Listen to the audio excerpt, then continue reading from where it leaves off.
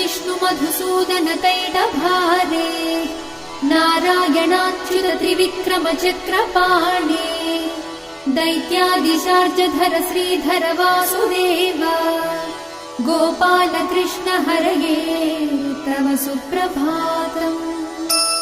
श्री रुक्मिणी सभवनास हरे मुरारे राधेश गोपसि स्वरूप भृगादि वन्द्या श्रीद्वारकाश्रय विकुण्ठपते भुवनैकमूर्ते गोपाल देव हरये तव सुप्रभातम्।